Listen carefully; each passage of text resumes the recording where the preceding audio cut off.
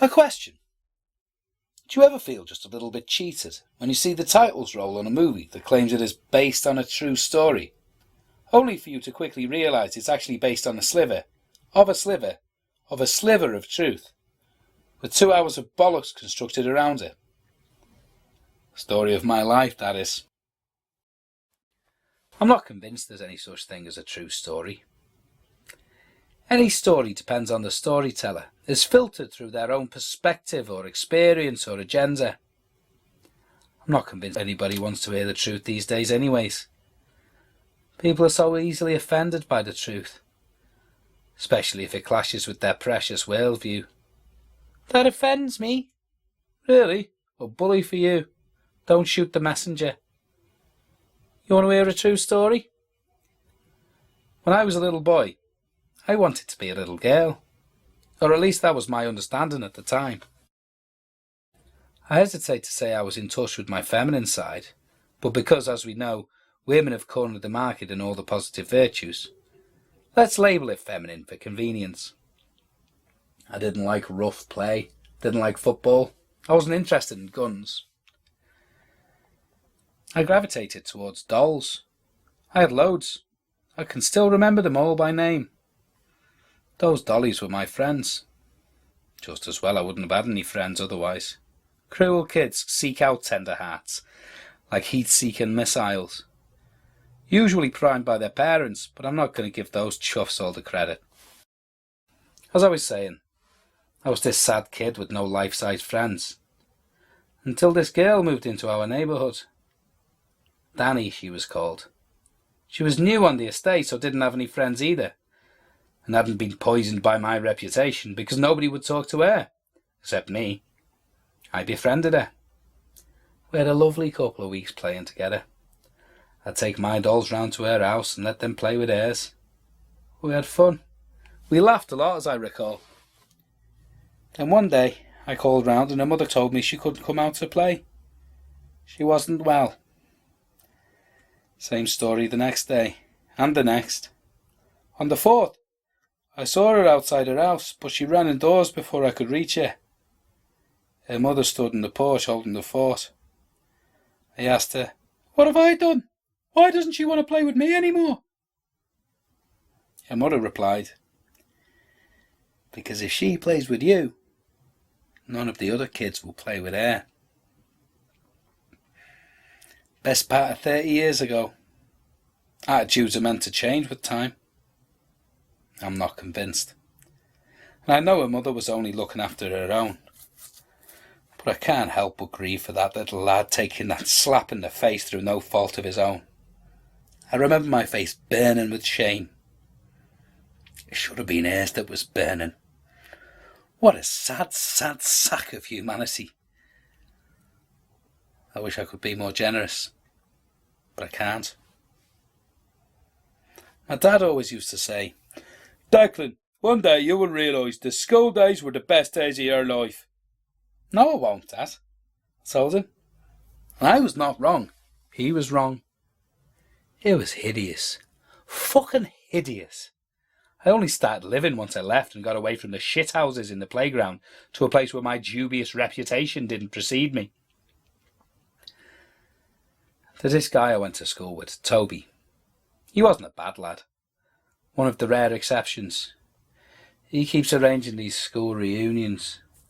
Like I'd really go. I've told him no and I've told him why. He doesn't get it. Thinks I should get over it. "Times changed. They've changed," he tells me. "They probably feel ashamed of how they were." Again, not convinced. Probably is not good enough. And easy for him to say. He didn't have to suffer being their go-to punch bag on a daily basis. I don't want to pint with them. I wouldn't piss on them. Largely because they'd probably enjoy it. There are more in than out, as I've subsequently learned. Nothing fuels a bully quite like fear and self-loathing.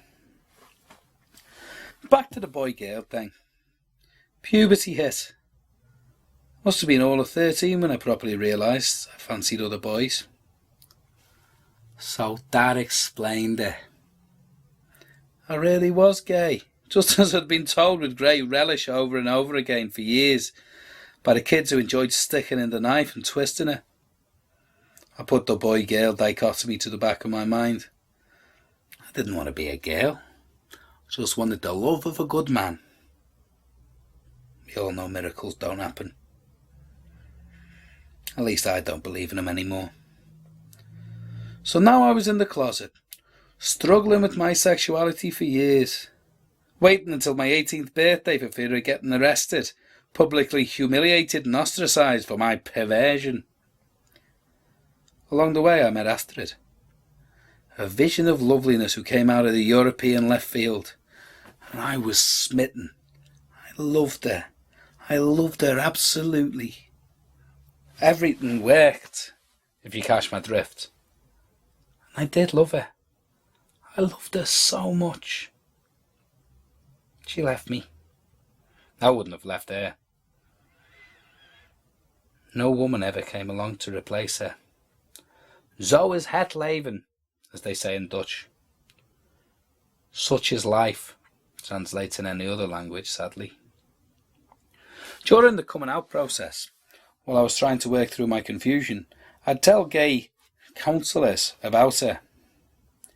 The usual response was a raised eyebrow and something along the lines of, "Yes, I always used to have a girlfriend, was engaged, married, but I always knew I was gay."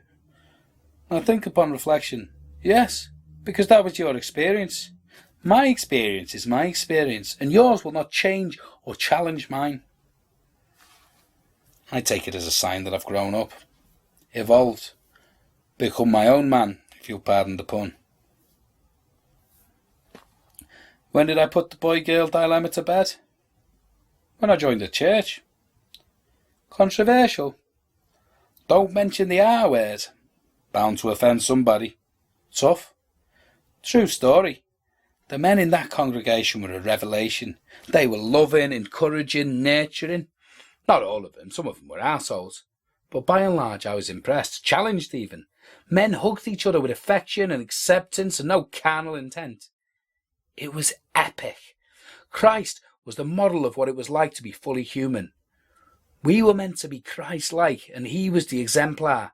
A man who was loving and encouraging and nurturing and cuddled his mates. A man who got pissed off, depressed, who exhibited righteous anger. A man who was fully human. And I recognised myself in that. Saw that what the world considered a real man is not a real man. Not if he is the best of us. I didn't stick with the church. I got pissed off having him try to pray the gay away. It wouldn't shift. Got fed up with the lack of acceptance when the G word spread along the grapevine. Yes, Christians gossip, who knew? I felt like I was back on the playground. Except this time I bore the brunt of parental disapproval, not idiot kids. No understanding. I reckoned if God was a loving Father God, who had the power to heal but didn't, there was nothing to heal because that part wasn't broken.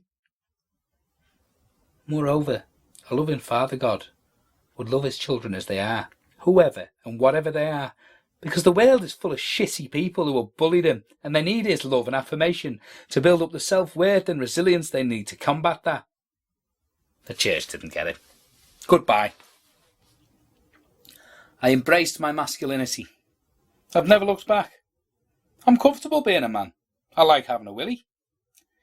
I accept myself for who I am. Not all the time, but most days. Not feminine, just fully human. People want to see sexuality in black and white.